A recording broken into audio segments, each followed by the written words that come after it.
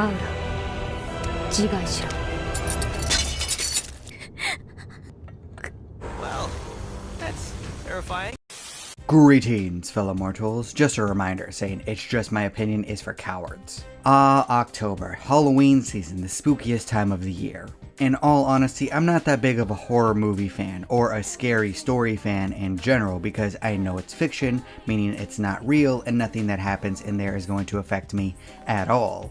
Stories about unstoppable human killers really don't get to me because all I'm thinking about is what would be the smartest way to deal with this issue. Writer's brain is a thing, so during the entire process, I keep thinking about what I would do in order to stay safe. Even supernatural villains like Chucky or Pennywise just become a puzzle to me. It's one of the reasons that something like Nightmare on Elm Street would actually scare me because there isn't a tactic that I can think of that would really be all that effective with dealing with Freddy if he was coming after you. That and the fact that I am obsessed with writing stories might be the reason that I lucid dream every single night. Honestly, I have no idea how or when I trained myself to do it.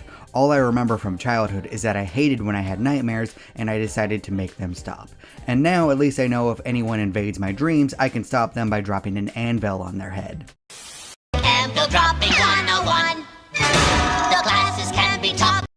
I will say that I do like alien threats though. Xenomorphs, predators, necromorphs, they're all very fascinating to me. They're all extensions of the fear of the unknown and the unstoppable force of nature that exists in the void of space. Same thing with threats from the deep ocean. There's not really a good way to fight against them. But that's the aspect of horror and scary stories that I do like, facing an unknown threat with no real viable way to defend yourself. I especially like supernatural threats with a creative twist on them. Freddy and Chucky are cool, but there really hasn't been anything unique done with them in a long time. The same thing with zombies. Even stuff like The Last of Us, which did a creative twist on it, they're still just mushroom zombies. The latest Exorcist film has proven that we need to get a little bit more creative and unique with our ideas.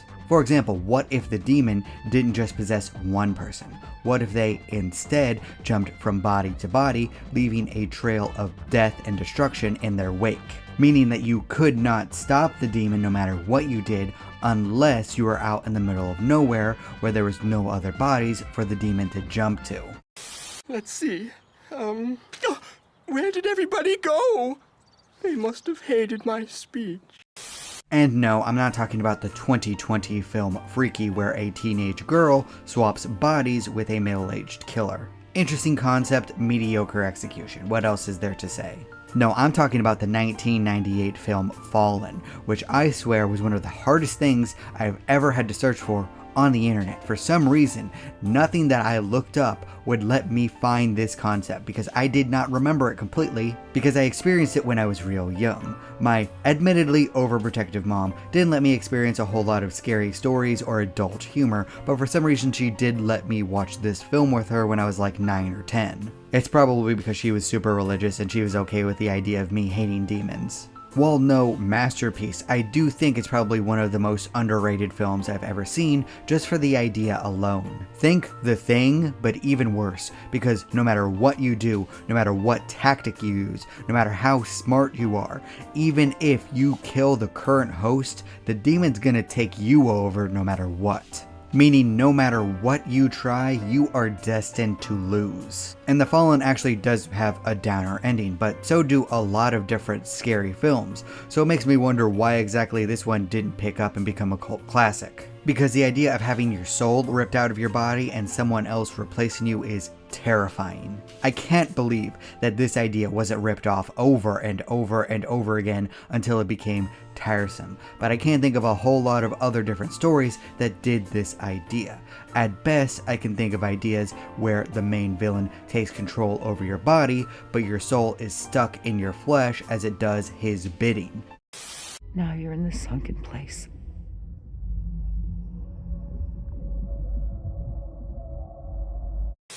Enter Kilgrave, the Purple Man from Jessica Jones and the Marvel Comics. Yep, mind control. It's not exactly a completely unique concept, but the way that the Jessica Jones show handled it was actually very interesting. Unlike in the comics, Kilgrave didn't have purple skin. He could just blend in with the crowd very easily. The idea of a random dude starting a conversation with you and then having complete control over your life is just terrifying, even if Jessica Jones isn't a horror show. Not gonna lie, I think the individual character writing and the overall plot were absolutely awful. There wasn't a whole lot of good in Jessica Jones, but the Kilgrave scenes were always amazing. The calloused and casual way that Kilgrave ordered people to harm themselves or do things that weren't in their best interest, and the nonchalant way that everyone obeyed him was absolutely horrific. To me, the idea of facing off against that is a lot more terrifying than either Jason or Mike Myers coming at me with a big ass knife. Once trapped, there's really not anything that you can do to escape the Purple Man's grasp. And then when he's done with you, he'll just toss you off to the side and you have to pick up the pieces of your destroyed life.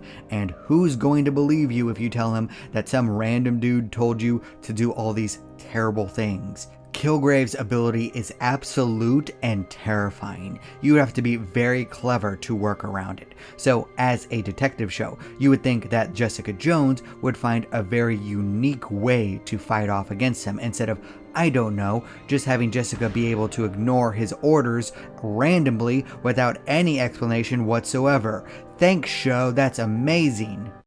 Well, this sucks. But what idea could possibly top a demon jumping from body to body unable to be killed, or a person controlling anyone that he speaks to with just a word? Once again, we're going to have to look outside the genre of horror, and instead look at a shonen manga. Bleach has a wide range of absolutely terrifying abilities, with the top one being the main antagonist's ability to brainwash anyone and keep them under an illusion for as long as he wants, with the only weakness being that he has to show someone the ability first in order to manipulate them. But here's the thing, he doesn't have to be honest with you at all. He could lie and say that his ability is just to make a bunch of mist. By the time that the plot actually begins, the only person really not under his control that could stop him is the main character. And the only real reason that Aizen even lost in the end was because he secretly wanted Ichigo to beat him because he was lonely and sad. Once again, not a great conclusion and a way to get around a very terrifying power. Thanks writers, we absolutely love this. The creator Kubo's cop-outs didn't just end there though, because he created another terrifying ability called the Book of the End. It was literally the only good part of the worst arc in the entire manga. If you were cut by the sword, you wouldn't bleed and die. Instead, the user would insert themselves into your life. He would completely alter your memories and part of your personality in order to make sure that you cared about him more than anyone else in the world. It wasn't a complete and total brainwash because inconsistencies could cause the victim to have a mental breakdown, but what it did do was something that all other abilities didn't. It made it so that the victim loved the user. The Book of the End doesn't take over someone's body. It doesn't make them see things. It doesn't rip free will away from them. Instead, it alters the person in order to make it so that they actually do want to do what the user asks them to. Meaning that in at least some small part, it takes your soul, twists it, and turns you into a new person. And I don't know about you, but the idea of having my entire personality altered and becoming someone else against my will is completely horrific. I'm in danger! After all, each of us is just an accumulation of our experiences and memories, and if you twist those into something else, we are in fact a different human being. What all of these abilities have in common is that they strip away parts of ourselves. A demon that takes hold over our bodies and kicks our souls out.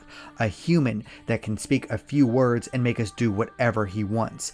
A sword that stabs us and completely changes our memories. Our free will and ability to choose who we become is completely obliterated. Something or someone could come along and take control over our lives, obliterating our relationships and ruining everything that we've built for ourselves. And people might never know what actually happened. Instead, they would just assume that we were secretly a monster all along. And even if the truth did come out, people might not be able to get over having seen you do terrible things to others and to them. And their feelings aren't malicious, they just can't get over it. Outside forces can ruin your relationships, it can ruin your reputation, it can ruin your life and your legacy. Giant monsters or evil murderers might take away your life, but there will be still things that remain. But these abilities might very well lead to a fate worse than death. And to me, the idea of having who I am stripped away from me is a lot more terrifying than simply dying. But what do you think? Do you agree with me? Do you disagree with me? Can you think of other powers that I probably should have added to this video? Please leave a comment down below. I'd love to hear your thoughts. And remember, if you disagree with everything I have to say, that's perfectly fine. After all, everyone is entitled to their objectively wrong opinion. What scares you two freaks? What? What is this? Some kind of kitten or... Thank you all so much for watching. Still here? Good night, everybody. Thank you. Bye. Boom. Do not despair.